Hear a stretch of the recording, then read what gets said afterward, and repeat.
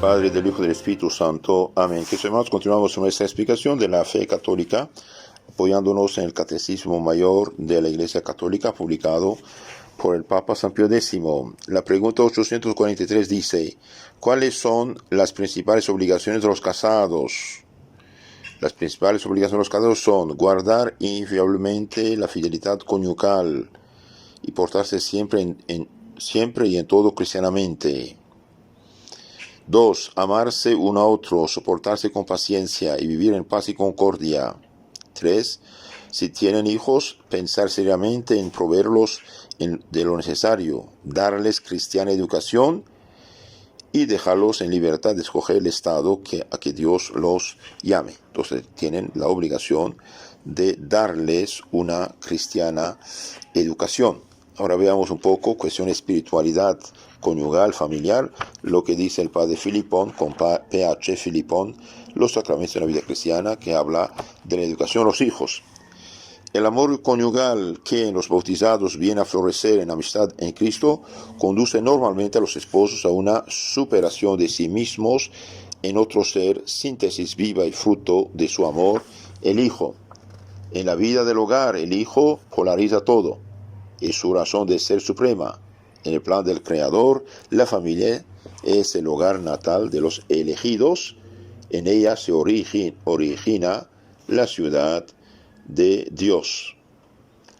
Ustedes saben que el fin primario del matrimonio es la generación o procreación y educación de los hijos, y el fin secundario, que viene en segundo lugar, bien, apoyo mutuo, apaciguamiento de la concupiscencia.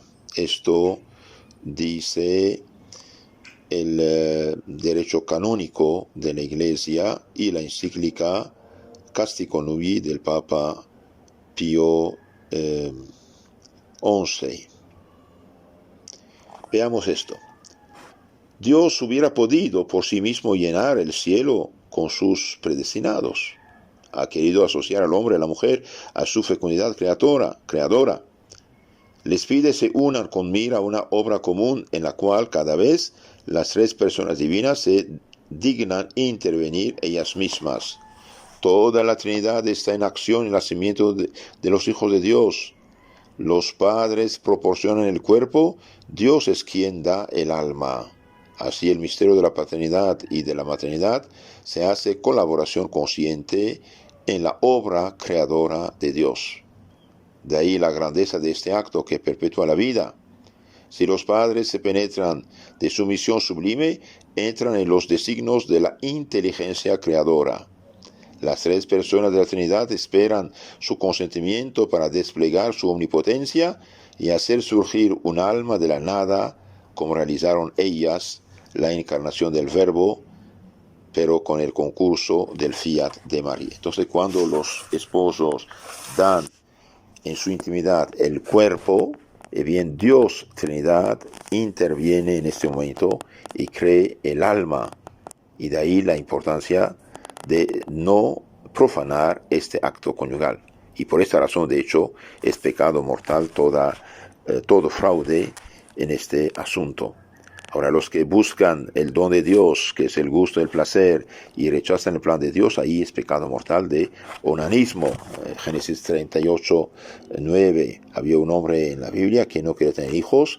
En el momento de estar con su esposo, no quería tener hijos, hacía fraude, interrupción del acto conyugal, y Dios le quitó la vida. Por eso todos los que eso hacen, bien, pecan mortalmente. Al contrario, los que se unen bajo la mirada de Dios, según el plan de Dios, bien, Dios bendice lo que hacen, y Dios interviene. Es un acto de un cierto modo sagrado, porque Dios interviene para crear un alma inmortal.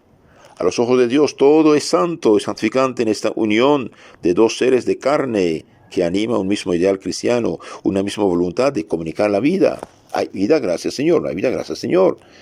Pero los que se preocupan de tanto que... En verdad, ese sacramento es grande, ese sacramento que contribuye en la tierra al nacimiento de los hijos de Dios. La generación exige la educación como su complemento natural, Santo Tomás tiene una expresión magnífica para formular la acción educadora de los padres. Ella es una generación continuada, una generación continuada. Por eso el primer educador de los hijos es la familia. El gobierno, el Estado vienen después como complemento, suplemento, ayuda, nada más. No es verdaderamente padre o madre, sino cuando después de haber dado la vida del cuerpo, se hacen esfuerzos para comunicar la vida del alma. En el plano sobrenatural, la educación no es sino un prolongado alumbramiento a la vida de Dios. Confiando a los padres un ser inmortal, el Creador les impone la carga de velar por el destino de un alma llamada a la visión eterna de Dios. Educar hijos es elevarlos hasta Dios, es decir, asegurarles en la tierra todos los auxilios materiales y espirituales que les son necesarios para el pleno desenvolvimiento de la gracia de su bautismo y enseñarles a conducirse en medio de los hombres como hijos de Dios, camino de la casa del Padre. Entonces, queridos hermanos, la educación cristiana de los hijos es muy importante, es sumamente importante. Tener hijos y no educarlos como Dios manda es pecado, es una desgracia. Y por esto los que procrean hijos y los abandonan, ahí pecan gravemente, pecado múltiple. En el clima cristiano, toda la obra de educación consiste, en resumen, en formar a Cristo en el alma de los hijos. Formar Cristo en el alma de los hijos. De hecho, educar viene del latín educare, entre otras acepciones de sacar, criar, alzar, llevar. Tiene que la de elevar. Formar Cristo en el alma de los hijos es el fin de la educación. En las perspectivas actuales del plan de la redención, todo en efecto en los acontecimientos de este mundo debe contribuir a modelar a Cristo en nosotros. La familia es el lugar privilegiado para esta primera configuración con este Hijo unigénito del Padre, modelo de nuestra filiación divina. Los padres tienen la misión de procurar al recién nacido el bautismo, que hace de él una nueva criatura de Cristo, y todo el esfuerzo del medio familiar deberá tender a grabar cada vez más en el alma del Hijo esta imagen viva de Cristo. Queridos hermanos, bautizar a sus hijos es dar el mayor de los regalos, es hacerlo hijo de Dios. Y los que no bautizan a sus hijos porque no tienen dinero, porque quieren hacer fiesta, porque no sé, están totalmente equivocados. Bautizarlo cuanto antes y hacer, de hecho, su primera comunión, confirmación también, cuanto antes. El naturalismo moderno, es decir, paganismo, nos ha hecho perder ese sentido profundamente sobrenatural de toda educación verdadera. Solo tiene en vista formar hombres no cristianos y hombres y no cristianos a imagen de Dios. Olvídase que el sujeto real de la educación no es un ser humano cualquiera compuesto de un cuerpo y un espíritu, sino un hijo de Dios, un redimido de Cristo. Sería, sin embargo, capital situarse con exactitud ante el estado concreto de esta humanidad pecadora que deberá elevarse hasta Dios. En particular, la ignorancia del pecado original y sus consecuencias físicas, intelectuales y morales impide a la pedagogía actual, paganizada, que obtenga éxito en el campo de la realidad. Nosotros los cristianos sabemos que el Hijo para educar lleva en sí el peso de los pecados de su raza. Noten esto. El Hijo lleva sobre sí el peso de los pecados de su raza. De todo nacimiento a la vida del Espíritu es una regeneración en Cristo. Que toda educación integral es una obra de enderezamiento, de reeducación, y que en fin no puede pensarse en el devolver al niño su completo equilibrio humano y sobrenatural, a no ser con el auxilio de la gracia redentora del Verbo encarnado, la única capaz de sanar en él todas las heridas del pecado y hacerle perfecto a imagen de Cristo. Entonces todos nacemos en el pecado original. El pecado original se borra por el bautismo, pero por desgracia queda el niño herido, inclinado al mal y al pecado. Y ahí el problema actual. Como no creen en el pecado original y muchos ni están bautizados, y los bautizados después de un tiempo viven pecado mortal, y bien están inclinados al mal y no al bien. Ese es el problema. Entonces debemos formar el cristiano en el niño y no solamente un simple hombre sin Dios. Todo en el hombre está llamado a esta configuración con Cristo, cuerpo y alma. La sensibilidad primero debe recibir esta disciplina que asegurará en todos los actos del hombre la primacía de lo espiritual. Una madre vigilante se inclina sobre todos los miembros de su hijo, aún antes de despertar de la razón. Entonces, una madre vigilante, inteligente, debe inclinarse sobre todos miembros de su hijo, aún antes del despertar de la razón. La conciencia moral ciertamente está todavía lejos de aparecer en el pequeño, pero la orientación de esta personalidad humana en germen en el niño depende en gran parte de los primeros hábitos del cuerpo.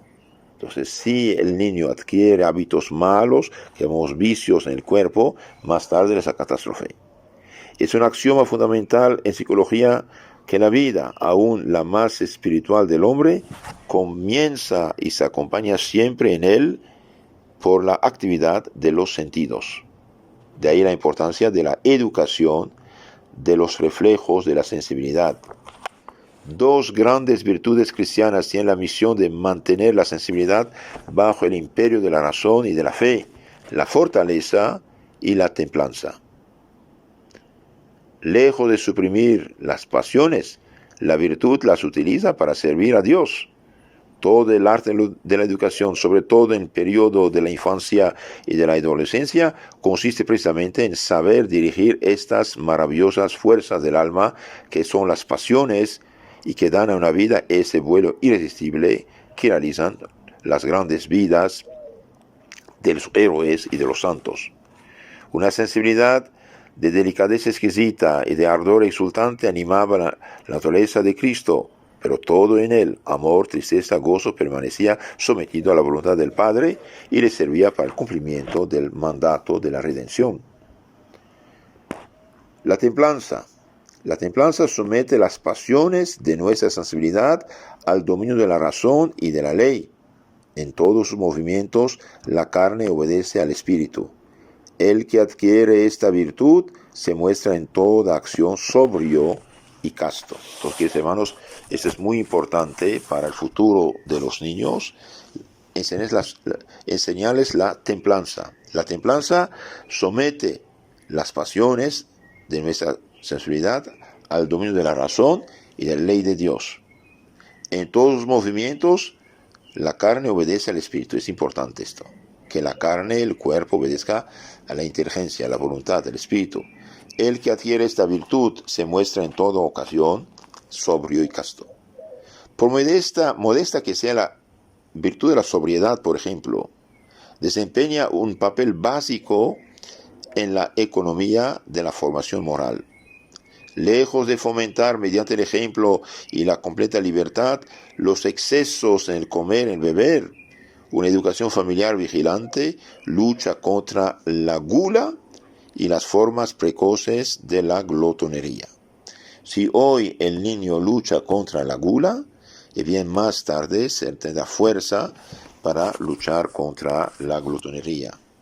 La salud física ganará con ello y se dará a los hijos esa moderación que los ciñe y les hace resistentes, manteniendo el cuerpo en estado de servir a las tareas superiores del alma. Es evidente que el esfuerzo principal de la templanza recae sobre la educación de la pureza. Aquí la misión de los padres, de la madre sobre todo, es irreemplazable. Desde la cuna el niño aprende a conservarse puro. Desde la cuna el niño aprende a conservarse puro. Sobre este punto, desde hace 20 siglos el cristianismo realiza verdaderos milagros. Y hasta tal punto estamos acostumbrados entre nosotros a esta victoria del Espíritu de Dios sobre la carne, que la pureza brilla a la vista del mundo entero como una virtud específicamente cristiana, como una cumbre a la que no llegan las almas sino con la gracia de Cristo. La virginidad es un lirio que florece a la sombra de la cruz. Queridos hermanos, de la educación que se da hoy al niño dependerá mañana su pureza, su fidelidad en su matrimonio o en su vida religiosa.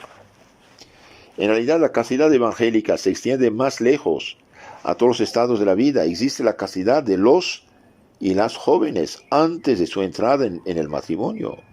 La castidad conyugal que conserva a los esposos en la fidelidad recíproca bajo la mirada de Dios. La castidad de los viudos, de las viudas, que los libra del peso de la carne y de recuerdo de un amor efímero para fijarlos en Dios. Existe, en fin, la pureza de las vírgenes, que guarda a las almas para Cristo en la unidad. Solo en terreno cristiano se ve resplandecer este triunfo absoluto del Espíritu sobre la carne. Y los sacerdotes que saben leer en las almas el secreto de la pureza tal, no se asombran de descubrir sus orígenes con la mayor frecuencia en las admirables delicadezas y gracias de preservación en un hogar cristiano. ¿Cuántas almas sacerdotales religiosas deben a su madre, al mismo tiempo que al Cristo de su bautismo y todas sus comuniones eucarísticas, el milagro de una pureza inviolable? Entonces es importante desde la niñez enseñar la templanza a los niños, dominar la sensibilidad. También es necesaria la virtud de la fortaleza. Hay otra virtud auténticamente cristiana, de la cual muchos cristianos de nuestros días parece que ni siquiera sospecharan su absoluta necesidad y su misión decisiva en la vida, la fortaleza y sus virtudes anexas. Muchísimos hogares religiosos, afeminados por un ideal burgués, carecen de vigor en la formación moral de sus hijos. Parece que ya no nos acordamos que la iglesia naciente durante más de 3 siglos fue una iglesia perseguida, una iglesia de mártires. Nos hemos doblegado. En lugar de todos esos seres muelles, afeminados, ávidos únicamente de bienestar y de placer, la iglesia en marcha a menester de la familia, que la familia le proporcione caracteres resueltos y apóstoles animados de irresistible espíritu de conquista, prontos a todos heroísmos para el triunfo de la causa de Dios. La fortaleza es la virtud que más le falta a nuestra generación. Esto lo decía el padre hace casi 60 años y más. Ahora, ¿qué diría? La fortaleza es la virtud que más le falta a nuestra generación. La virtud carnal de la fortaleza tiene un inmenso campo de acción. Se extiende a todas las situaciones de la vida. 2 actos esenciales nos manifiestan su existencia. Una valentía indomable para emprender grandes cosas para la gloria de Dios. Una incansable perseverancia para proseguir en sus propósitos a pesar de todas las dificultades. El fuerte hace triunfar una causa o muere por ella. Queridos hermanos, es bueno enseñar a los niños desde chiquitos a hacer esfuerzos, a hacer sacrificios, a enseñarles la caridad, la abnegación, luchar contra el egoísmo, privarse de algo. Por ejemplo, los niños de Fátima, de la Virgen de Fátima, cuando el ángel les dijo, hagan penitencia, ofrezcan a Dios sacrificios, y bien hasta daban su comida a los pobres y quedaban hasta la tarde sin comer nada. Cuando el niño que sabe que por el hecho de privarse de algo agrada a Dios, consuela a Jesús y da gusto a Jesús, y bien hará esfuerzos. Y cada esfuerzo que hace hoy, y bien mañana será una victoria más grande contra las tentaciones y los pecados. La grandeza de ánimo y la valentía se relacionan con el primer tipo de las virtudes anexas que permiten a la fortaleza desplegarse con toda libertad en su movimiento de conquista. La magnanimidad nos libra de la mezquindad y de las estrechez de horizontes. Entonces, enseñar al niño a ser generoso, a ser grande, a ser caritativo, no mezquino, no egoísta. Ella mira con amplitud. Ella es la que inspira esos vastos propósitos cuya realización cambia el destino de una ciencia y de un país. El alma magnánima quisiera poder ayudar a la Iglesia y al mundo entero a salvarse del mal y de la mediocridad.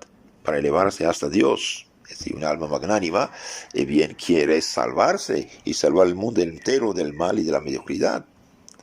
El carácter de catolicidad de nuestra religión debería hacernos amar una virtud tan bien hecha para secundar los horizontes inmensos de nuestra fe. ¿Por qué ha sido preciso que una timidez culpable y el miedo a la acción nos hayan mantenido durante tantos años alejados del gobierno del mundo y un conservadurismo perezoso y congelado? Hoy, por ejemplo, un puño de desconocidos, un puño de gente con ideas falsas toman las riendas de países católicos. ¿Por qué? ¿Dónde están los católicos? ¿Por qué no se animan a trabajar para tener leyes cristianas, gobierno cristiano, civilización cristiana? ¿Por qué un puño de desconocidos, de ateos, de pecadores? ¿Por qué tienen la rienda de nuestro destino? Mire lo que dice aquí el Padre, y tiene razón. ¿Por qué ha sido preciso que una timidez culpable y el miedo a la acción nos hayan mantenido durante tantos años alejados del gobierno del mundo en un conservadurismo perezoso y congelado? Gran número de padres y educadores cristianos, sobre pretexto de humildad y de recato, han paralizado en el alma de sus hijos el sentido de la audacia y del esfuerzo que necesitan los apóstoles encargados por Cristo de conquistar el mundo. Es tiempo que ya de volver a encontrar en este punto el verdadero espíritu del Evangelio y de adquirir conciencia definitivamente de que Cristo ha venido a la tierra a traer no una languida paz, sino la espada. Solo la violencia, entre comillas, es de la audacia de la fe y la intrepidez de los santos arrebatan el reino de Dios. San Mateo 11:12. Entonces hace falta que los hermanos tener ambición. Eso de ir, vayan, prediquen, enseñen, bautizan a todas las naciones, esto en primer lugar se dice a los católicos, no a las sectas. Mire, un puño de pobre gente atrapada por una secta que acaba de nacer, cuánto daño hacen, y los católicos se cruzan de brazos, no miden el peligro. Hace falta enseñar la audacia de la fe y la integridad de los santos para reconquistar el mundo para Cristo. Es muy cierto que no es la Iglesia tan magnánima en su acción misionera la que ha introduce a los católicos a retirarse de la acción y a replegarse en el aislamiento. Por el contrario, escuchamos su voz que nos invita a la acción católica, que nos urge a restablecer a Cristo en todos los medios sociales y a luchar contra todas las formas del mal para la reconstrucción de una nueva cristiandad. No basta emprender grandes cosas, es preciso perseverar también, no dejarse desviar del deber, ni por las amenazas, ni por los placeres, ni por las dificultades, ni por los reveses. Hay que mantenerse hasta el fin. La fortaleza reviste entonces su forma suprema, que es el espíritu de sacrificio hasta la muerte. Enseñar a los niños y nosotros mismos practicar el espíritu de sacrificio. ¿Hay algo más cristiano? Todo el Evangelio nos pregona, nos explica que el discípulo de Cristo debe cada día tomar su cruz y seguir a su Señor. Es importante que desde la infancia se habitúe al pequeño a este espíritu de sacrificio, quinta esencia del cristianismo, alma de toda santidad. Entonces, queridos hermanos, el espíritu de sacrificio es la quinta esencia del cristianismo, alma de toda santidad, de todo triunfo. Una educación recia en el mayor de todos los beneficios. Muy pocos padres hablan a sus hijos el lenguaje viril que hace a los pueblos fuertes y fieles a Dios, si es menester hasta el martirio. Sin embargo, nada grande se hace en la tierra si no es con sacrificio. Nada grande se hace en la tierra si no es con sacrificio. Más que nunca el mundo moderno, mundo paganizado, hundido en su materialismo, ávido de placer, tiene necesidad de aprender de la familia cristiana ese sentido de inmolación total que constituye la grandeza de toda una vida. En resumen, queridos hermanos, para que los niños crezcan desde chiquitos hace falta formarlos, hace falta educarlos, hace falta enseñarles el espíritu de sacrificio, no mimarlos, los que miman a sus hijos están perdidos. Hace falta luchar contra la gula, contra el egoísmo, una educación familiar vigilante Lucha contra la gula y todas las formas precoces de la glotonería para evitar los vicios, especialmente de impureza que van a venir después. Es evidente que el esfuerzo principal de la templanza recae sobre la educación de la pureza. Entonces necesitamos cristianos fuertes. Cristianos fuertes, ¿por qué? Porque la virginidad es un lirio que florece en la sombra de la cruz, de la abnegación, de la fortaleza. Y los cristianos deben tener la ambición de conquistar el mundo para Cristo y formar hijos no mezquinos, no egoístas, no orgullosos y tontos, sino abnegados, fuertes, capaces de ir hasta el sacrificio de la cruz como Cristo lo hizo. Y el mundo necesita realmente cristianos fuertes para luchar contra esta apostasía. Les aconsejo, en lugar de poner sus hijos mirar telenovelas o estas cosas de caricaturas para niños que enseñan cosas absolutamente falsas y peligrosas, y bien enséñanles, léanles la vida de los santos que son los héroes de la fe cristiana. Hay un libro que se llama La Madre Educadora, olvidé el nombre del autor, La Madre Educadora. Les aconsejo de tener este libro, leerlo, meditarlo. Una madre de familia me decía: padre, qué lástima que no he tenido este libro cuando tuve mi primer hijo. Sí, tiene razón. Este libro está publicado en México, por ejemplo, en la editorial Éxodo. Ahí lo tienen. Que Dios los bendiga. En nombre del Padre, del Hijo y del Espíritu Santo. Amén.